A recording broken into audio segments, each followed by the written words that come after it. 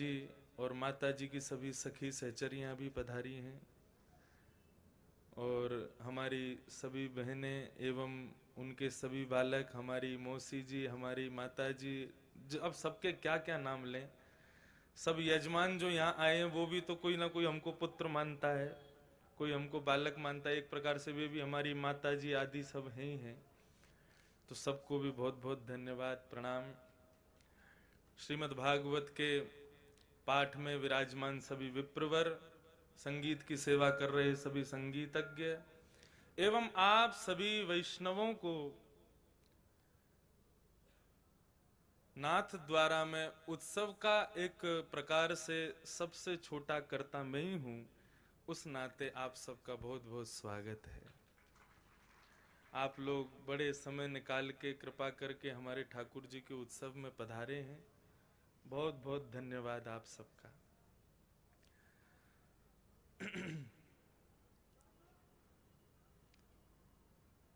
वृंदावन के निवासी, भागवत के उपासी,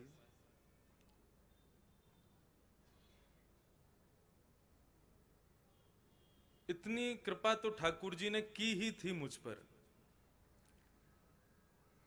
वृंदावन में वास दे दिया, फिर अपनी भागवत कहने की तोतली वाणी भी दे दी। लेकिन वास्तव में कंबा दयालुम शरणम ब्रजेम, आपसे ज्यादा कोई दयालु है ही नहीं प्रभु पूरे विश्व में। इतनी कृपा के बाद भी आपको लगा कि नहीं अभी कृपा कम है, तो फिर अपना एक स्वरूप भी प्रदान कर दिया, बोले लो इसकी सेवा करो। इतनी कृपा में भी ठाकुर जी का मन नहीं भरा। और बंधुओं, अपने पास अपने हृदय में स्थापित कर लेना। सायकालीन को उत्सव यहां होंगे तो ठाकुर जी पालकी में बैठ के विराजेंगे, आएंगे यहां पर, आप सब लोग लेके आओगे उनको नाचते गाते हुए। छोटे से हैं बेचारे, लेकिन ये भगवान का विग्रह, भगवान की मूर्ति कहना एक प्रकार से अपराध है। क्या है ये?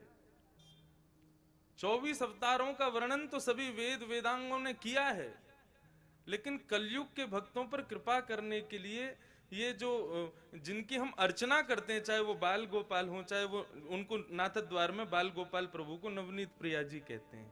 क्यों? हमारे वृंदावन में बाल गोपाल कहते हैं, वो हाथ में माखन लिए हैं बेचारे। मैं उनको कहता हूं 3 टायर की गाड़ी। 3 टायर की गाड़ी मतलब 3 ही बेचारों पे सहारा, एक तो सहारा है ही नहीं, एक हाथ ऊपर ही रहता है उनका। अभिषेक कराओ और सुबह सुबह स्नान आदि कराने में लुढ़कते जरूर हैं। तो ऐसे बाल गोपाल प्रभु को यहाँ पे नवनीत प्रिया कहा जाता है। बोले नवनीत यानी कि माखन। तो ये सबके घर में विराजमान है। ये कौन है? ये 25वें अवतार हैं भगवान के, और इनका नाम क्या है? ये अर्चावतार है। हम लोगों पर कृपा करने के लिए प्रत्येक जीवात्मा के घर में विराज रहे हैं। कहीं पर बाल गोपाल के रूप में विराज रहे हैं, कहीं पर शंख चक्र गदा पद्म धारण करके नारायण रूप में विराज रहे हैं, किसी किसी के यहाँ पर श्रीनाथ जी के रूप में विराज रहे हैं। तो सबके यहाँ जो ठाकुर विराजमान हैं, ये कौन है? ये अर्चावतार है। वे आपके यहां पधारे हैं, वो आपकी इच्छा नहीं है, वो उनकी इच्छा थी कि वे आवे, इसलिए वे आए। और बंधुओं, अब इस उत्सव में तो 7 दिन हम यही चर्चा करेंगे, लेकिन अपना जन्मोत्सव एक बार को भूल जाना, लेकिन अपने घर में विराजमान अपने ठाकुर जी का जन्मोत्सव कभी नहीं भूलना, उसको तो जरूर मनाना। और आपकी जितनी श्रद्धा, जितनी आपकी सामर्थ्य भगवान ने, ठाकुर जी ने प्रदान की, उस भाव से उसको मनाओ। कुछ नहीं तो 11 ब्राह्मणों को बुला करके नंद घर आनंद भयो इतना ही गा करके ही मनाओ, लेकिन मनाओ जरूर। बड़ी दया की है ठाकुर जी ने, बड़ी कृपा की है जो हमारे यहां पधारे। तो ये उत्सव उन्हीं के जन्मोत्सव के उपलक्ष्य में यहां किया जा रहा है नाथ द्वारा में। और पहले ही बता दूं, पहले दिन ही ये मत ये भूल जाना, क्यों ज्यादातर लोगों की आयु जो मैं देख रहा हूँ, खूब बड़ी बड़े लोग बैठे हैं यहाँ पर, तो उत्सव में बड़े लोगों का काम नहीं, ऐसा भाव बिल्कुल नहीं रखिएगा। शाम को महाराज भूल जाइयो कहाँ ते आए हो, सब यूं ही सोचियो हम तो ग्वाल बाल हैं, अपने लाला के संग जामेंगे घूमवे। जब पालकी उठा के लाओ तो पैर कांपते होंगे, लेकिन जब पालकी पर ठाकुर जी विराज जाए ना, तो अपने पैरों को भी कहना, अरे आज तो मत कांप, आज तो जगत नियंता तेरे कंधे पर बैठा है। अपनी दृष्टि बदलो, भाव बदलो, केवल माटी के मथोना बन के कथा सुनवे मत आइयो। रात में खूब नृत्य करना, खूब उछल उछल करके नाचना, खूब गायन करना। आप लोगों को देख के फिर मुझे भी साहस मिल जाएगा, चलो मैं भी कर लूं। हम लोग क्या अपने आप को एक फोटो फ्रेम की तरह एक फ्रेम में अपने आप को कैद कर लेते हैं, इससे बाहर जाना ही नहीं है। लेकिन श्रीनाथ जी की सेवा करने के तत्पश्चात ये भाव अनुभव हुआ जब उनके उत्सव किए छोटे छोटे कक्ष में ही, कि क्या व्यास बने बैठे रहते हो। अरे ठाकुर जी के सखा बनने में जो आनंद है वो व्यास बनने में भी आनंद नहीं है। ठाकुर जी के उत्सव करने में जो आनंद है उस आनंद की गणना कोई नहीं। और उस उत्सव में भी श्रीमद् भागवत, ये बड़ी कृपा श्री ठाकुर जी ने, श्रीनाथ जी ने हम आप सब लोगों पर की है। उसके लिए हम आप सब लोग यहाँ पर आए हैं। तो आइए, भागवत भी श्रेष्ठ रूप से यहाँ पर विराजमान है, तो उनके सहारा लेकर के श्री ठाकुर जी के उत्सव में हम लोग प्रवेश करेंगे। आज प्रथम दिन है और बड़ा अतिकाल भी हो गया है, तो सब लोग कथा की ओर प्रस्थान करें। फिर जैसा भाव ठाकुर जी बनाएंगे वैसी कथा आगे की ओर प्रस्थान करेगी। बोलो बाल कृष्ण लाल की जय।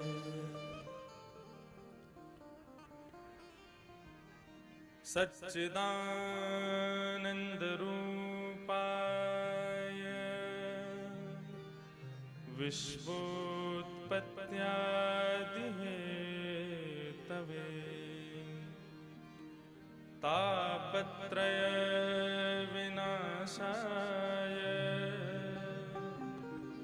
श्री कृष्णाय वयं नमः।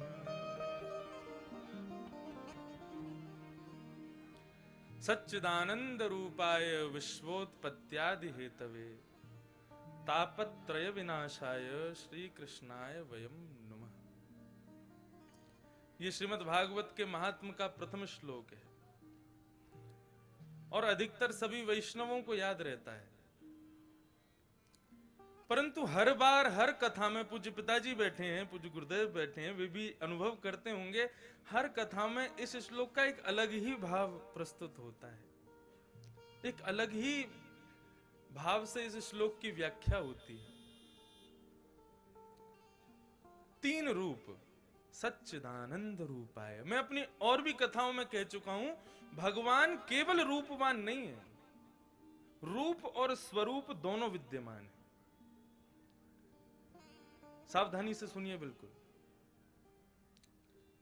भगवान के रूप भी हैं और स्वरूप भी हैं, और केवल भगवान के नहीं, केवल श्री जी बाबा के नहीं, केवल बालकृष्ण लाल के नहीं, प्रत्येक मानव के भीतर रूप और स्वरूप दोनों होते हैं।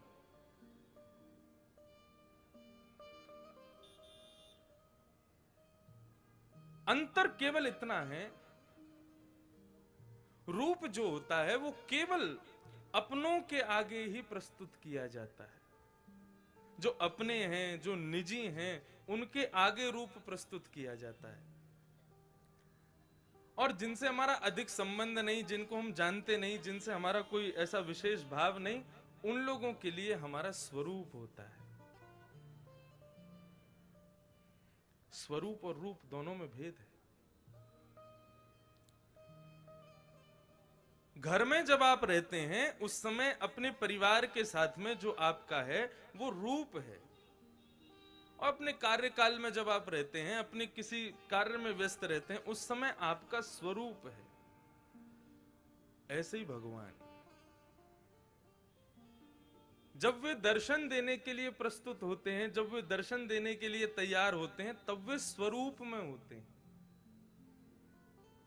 आज ठाकुर जी को स्वरूप बहुत सुंदर लगो है, आज ठाकुर जी ने ये धारण कियो है, ये धारण कियो है।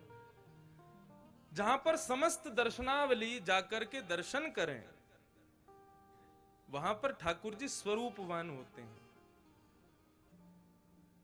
लेकिन जब वही ठाकुर जी स्वरूप का दर्शन दे दे करके अपने भक्त को इतना उन्मुक्त कर देते हैं कि उसको फिर मंदिर जाने की आवश्यकता नहीं, वो जहां विराजे वहीं नेत्र बंद करे, वहीं ठाकुर जी का दर्शन करे। तो जहां पर दर्शन के नेत्रों की साधन की भी आवश्यकता नहीं है, वहां पर रूप प्रकट होता है। समझे नहीं बात को? बहुत कठिन कर दिया है। देखो, श्रीनाथ जी केवल गोवर्धन नाथ के स्वरूप हैं, यहीं तक सीमित नहीं है। हमारे ब्रजमंडल में जितने भी ठाकुर हैं, देखो कोई ठाकुर की हम कोई यूं तो है ना है कि उनकी कोई निंदा कर रहे हैं या कुछ ऐसा कुछ नहीं। और भैया हम ब्रजवासी हैं, कोई के काजे कछु भी कह सकें, हमें सब में छूट है। और यहाँ तो कथा में देखो सहज भाव से ब्रजभाषा आ भी जाए तो, और मैं तो देख रहा हूँ कि नाथद्वारा के कई लोग मुझसे पहले दिन से ही, कहाँ योगेश जी कहाँ गए, मुझसे बोले महाराज जी यहाँ के लोकल लोग तो आते ही नहीं कथा में, और आज इतने लोगों का दर्शन हो रहा है। अच्छा है, यहाँ सब ब्रजभाषा ही बोलते हैं, वो सब ब्रजवासी ही हैं। ठाकुर जी ब्रज से आए, उनके संगी पूरा गोवर्धन यहाँ आ गया, वही लोग यहाँ विराज रहे हैं। भाव क्या है? हमारे ब्रज में जितने भी ठाकुर हैं, चाहे वे श्री राधा रमन लाल हैं, चाहे बांके बिहारी जी हैं, चाहे राधा वल्लभ लाल हैं, चाहे श्री गोविंद देव जी हैं, सावधानी से सुनिएगा, वे सब कौन हैं?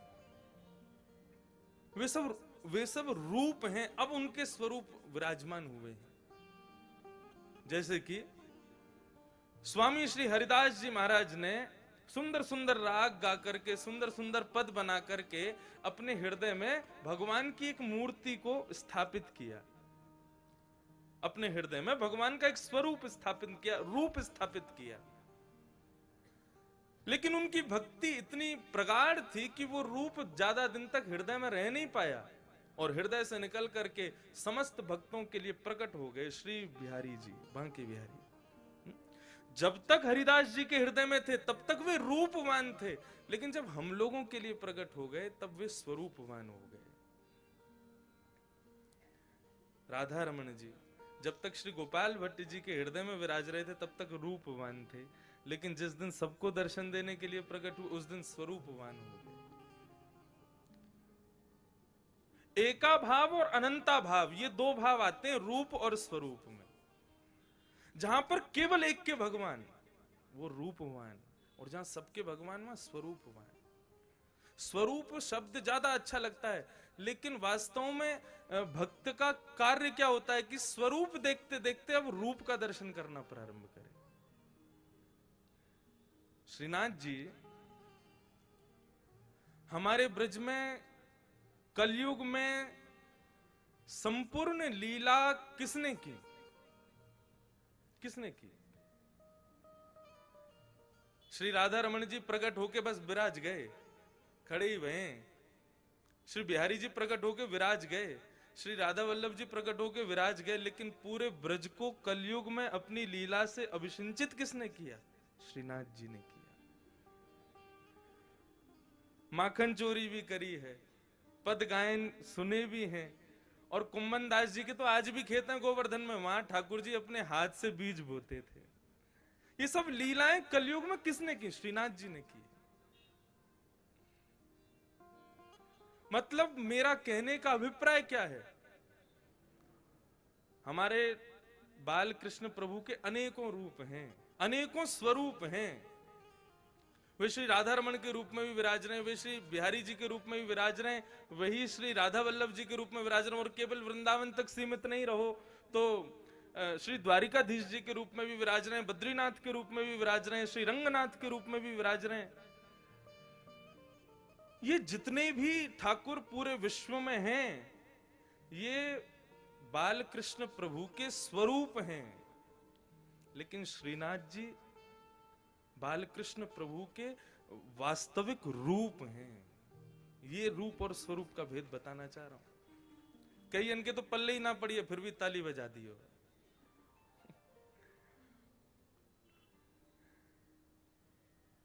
एका भाव मतलब ठाकुर जी वहां पर ये विचार नहीं करते कि मुझे ये नहीं करना, मुझे ये नहीं करना, सब करना। आज पूज्य महाराज जी के साथ में सुबह मंगला का दर्शन करने गए, तो जब बैठक का दर्शन करके निकले तो वहां इतना सुंदर चित्र देखा, महाराज जी के तो नेत्र सजल हो गए।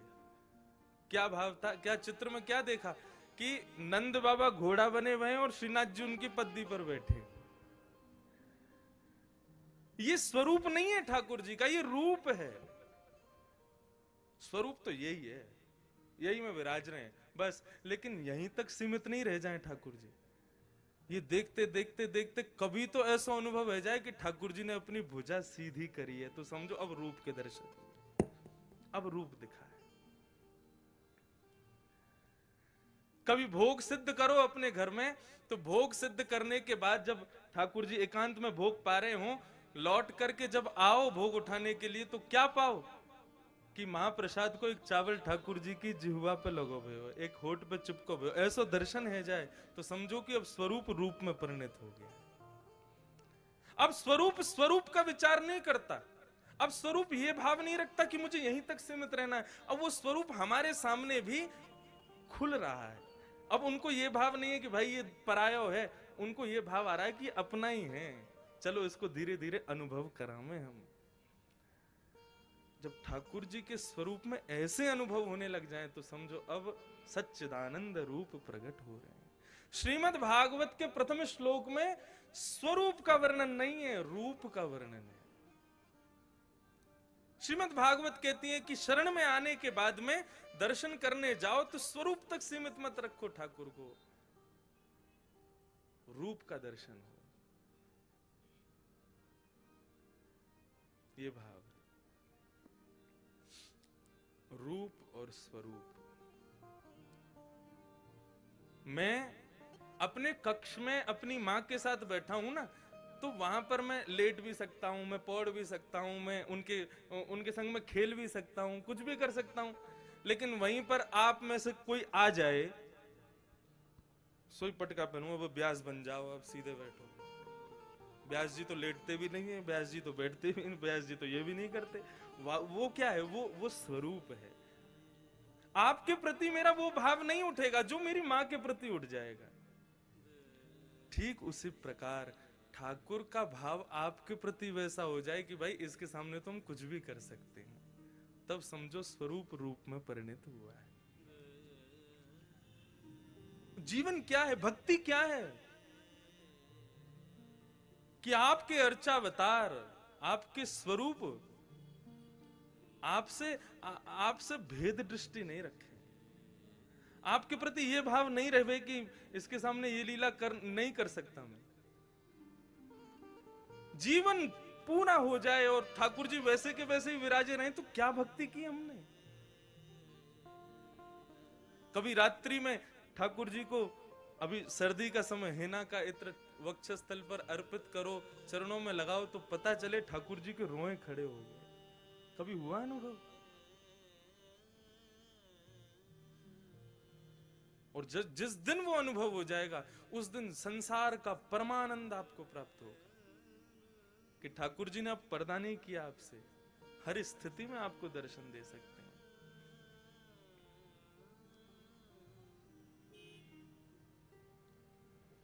तीन रूप हैं भगवान के, सत्य, चित्त और आनंद।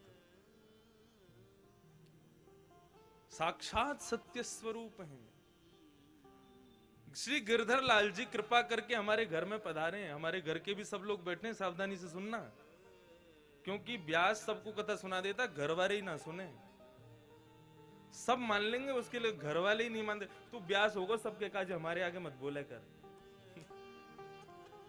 ये घर के लोगों का ही भाव होता है। मेरी तो बड़ी इच्छा होती है कि अपने घर के लोगों को ही बैठाऊं, सुनो भाई थोड़ी देर, हम कुछ पढ़ते हैं, अध्ययन करते हैं, तो तुम लोग सुन लिया करो। लेकिन ना, तो आज अब ये कथा में बैठ गए तो सुन लेंगे। गिरधर लाल जी घर पधारे हैं,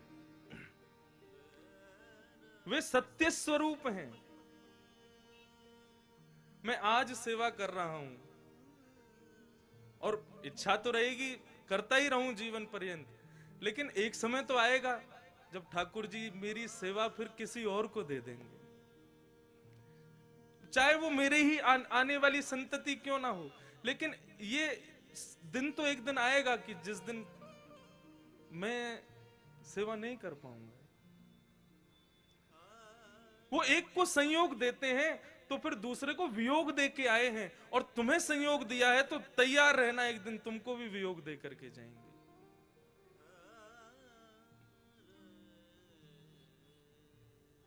मैं बदल जाऊंगा, अर्चक बदल जाएगा, लेकिन अर्चा अवतार वैसा का वैसा ही रहेगा, वे कभी नहीं बदलेंगे।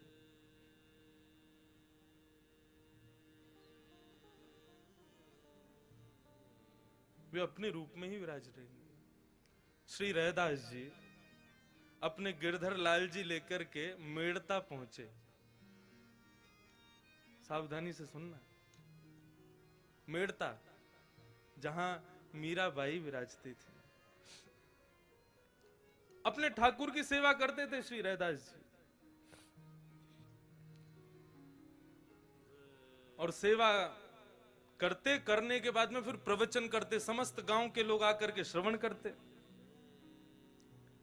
मीराबाई की माताजी जाती थी कथा सुनने। एक दिन मीराबाई बोली हम भी चलें कथा सुनने।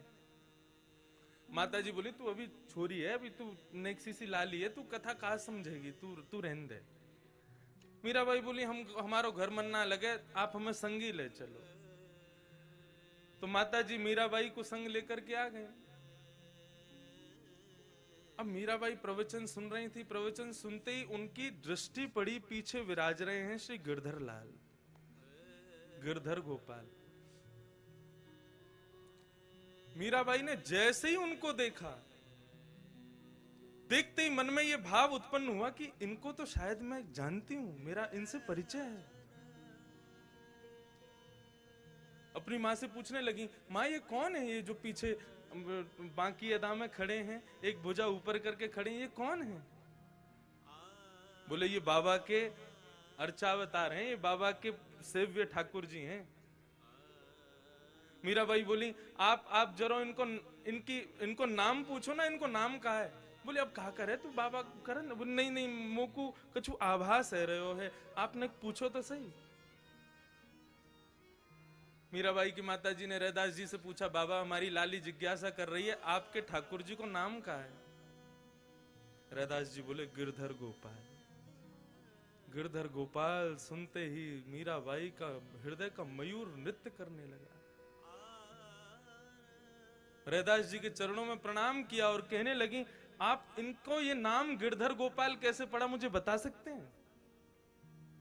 रैदास जी बोले इंद्र का मान बढ़ गया था, ब्रजवासी इतनी सेवा करते थे, तो उसके मान को घटाने के लिए और ब्रजवासियों की सेवा सद वस्तु को प्राप्त हो, सद स्थान पर लगे, उसके लिए श्री बालकृष्ण प्रभु ने नख पर धार लियो गिरिराज, नाम गिरधारी पायो है। जैसे नख पर गोवर्धन पर्वत धारण किए, सोई इनको नाम गिरधर गोपाल पड़ गए। मीराबाई के नेत्रों में आंसू आ गए और रैदास जी के चरण पकड़ के मीराबाई कहती हैं, प्रभु ये आपके ठाकुर जी नहीं है, ये मेरे ठाकुर जी हैं, और ये मेरे पास आने के लिए आपका सहारा लेके आए। रैदास जी का ताम्र वर्ण हो गया। बोले कैसी बात कर रही हो, मैं कब से सेवा कर रहा हूं इनकी, और तुम कह रही हो तुम्हारे हैं? तब मीराबाई ने अपने पूर्व जन्म की कथा बताई। कौन है मीराबाई?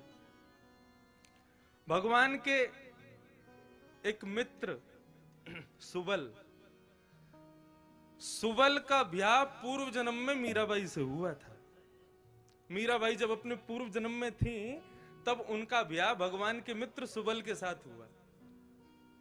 तो जैसे ही ब्याह हुआ तो मीराबाई की माताजी क्या बोली, देख तेरो ब्याह सुबल ते हैरो है, और तू पता कहां जाएगी, तेरो ससुराल है ब्रजमंडल, लेकिन याद रखियो तेरे तेरे पति को जो मित्र कृष्ण है ना, वाकु भूल के भी अपनो मुख मत दिखा दियो। यदि तेने अपनो चेहरा दिखा दियो तो वाके अंदर वशीकरण शक्ति है, वो तो को अपनो बना लेगा और तेरा पतिव्रत धर्म नष्ट हो जाएगा। मीराबाई बोली, मैया तुमने मुझसे कह दी और मैंने आपकी मान ली, वो कितनों प्रयास कर ले वाकु अपनो मुखमंडल नहीं दिखाऊंगी मैं। सुबल मीराबाई से ब्याह करके, जैसे उनको, मीराबाई का नाम कुछ और था, ब्याह करके लौटा तो ठाकुर जी को पता चली हमारा सुबल हमारा मित्र है भैया, ब्याह करके आयो, भाभी लेके आयो। जब पूछ के तो आए सब ठीक ठाक है कि ना, और या बहाने भाभी को चेहरा देखे आमेंगे। अपने बालक और मित्र की बहू सबन ने बढ़िया लगे, हमें अनुभव ना है, आप लोगों ने ज्यादा होगो। अब ठाकुर जी पहुंचे, सावधानी से सुनो, बड़ी बड़ी सुंदर कथा। अरे सुबल आ गो भैया? बोले हाँ आ गए। कहाँ हो भैया इतने दिन आते?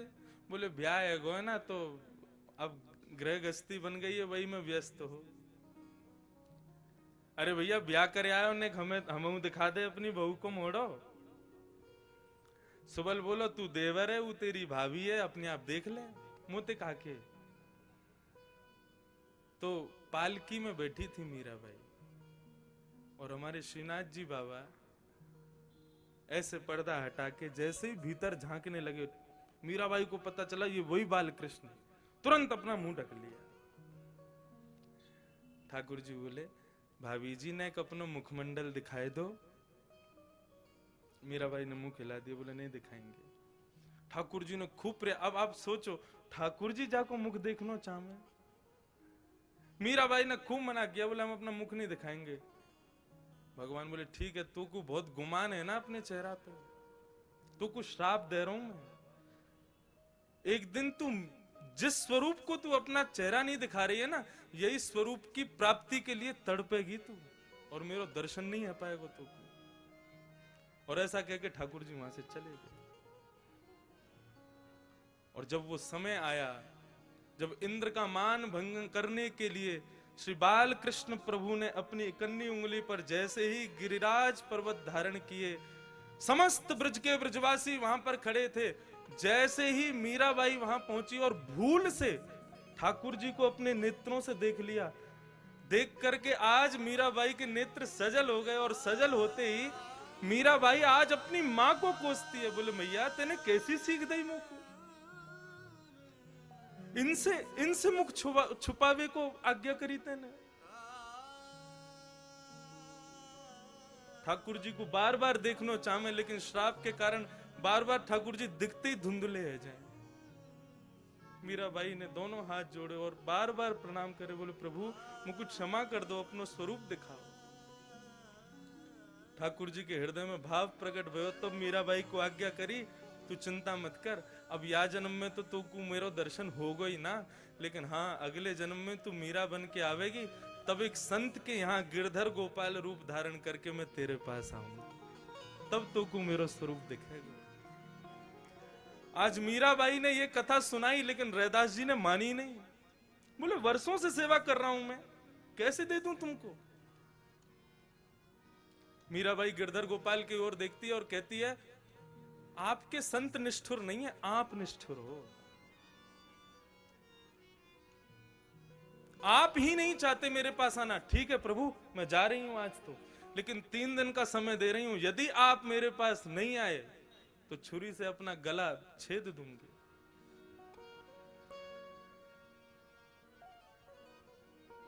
चली गई मीराबाई। 3 दिन व्यतीत हुए। 3 दिन बाद जैसे ही ठाकुर जी नहीं आते दिखे मीराबाई को, तुरंत छुरी लेकर के अपने गले पर रख के बैठी, लेकिन मां ने बहुत याचना करके उनको रोक लिया। मां ने कहा ऐसे तू या प्रकार से अपने शरीर को दुष्प्रहार ना कर सके। मीराबाई बोली यदि आप ऐसे मुझे बचा लोगी तो मैं दूसरे कारण है मेरे पास, मैं जल छोड़ दूंगी, अन्न त्याग दूंगी यदि गिरधर गोपाल नहीं आए तो। शुष्क हो गया पूरा शरीर। ठाकुर जी से भी ये विरह देखा नहीं गया। और एक दिन श्री रैदास जी के स्वप्न में श्री गिरधरनाथ जी प्रकट हो गए और प्रकट होकर के उनसे कहा, बाबा मुझको क्षमा करो, मैं भले ही आप मेरी सेवा करते हैं और आपकी सेवा से मैं बहुत प्रसन्न भी हूं, लेकिन अब मैं आपके पास नहीं रह सकता। मैंने ये रूप मीराबाई के लिए धारण किया है और मैंने ही कहा था कि मैं संत के माध्यम से मिलूंगा। एक संत मुझे अर्चना करके, मेरे विग्रह की सुंदर पूजा अर्चना करके पूर्ण रूपेण मुझे पर ब्रह्म के रूप में निर्मित कर देगा, तब मैं मीराबाई के पास जाऊंगा। अब आप मुझे उसी को दिया। अब जब स्वयं ठाकुर जी की आज्ञा हो गई, फिर रैदास जी कैसे रुकते? रैदास जी विचरते विचरते, अब रैदास जी के हृदय की भावना तो जो अपने सेव्य ठाकुर की सेवा करते होंगे वे जानते होंगे कि अपने सेव्य को अपने से दूर करना कितना कष्टदायी होता है। श्री रैदास जी विचरण करते करते मीराबाई के यहां पहुंचे और मीराबाई बिल्कुल अचेत मरणासन अवस्था में है। तब श्री रैदास जी ने अपने हृदय के ठाकुर जी को उनके सामने पधराया और तब ये पद गाया। मुझे 2 ही पंक्ति याद हैं, मैं बस ऐसे ही गा के सुनाऊं, सावधानी से सुनना। ले मीरा ले गिरधर तेरा, ले मीरा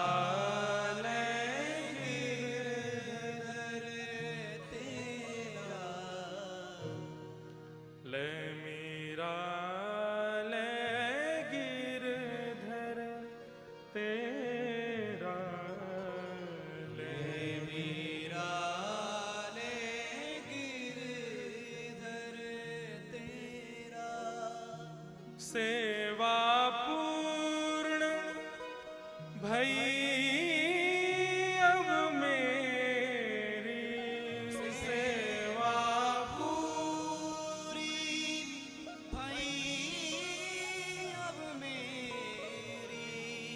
सेवा पूर्ण भई अब मेरी, सेवा पूर्ण भई अब मेरी, जागा भाग है तेरा बेटी, ले मीरा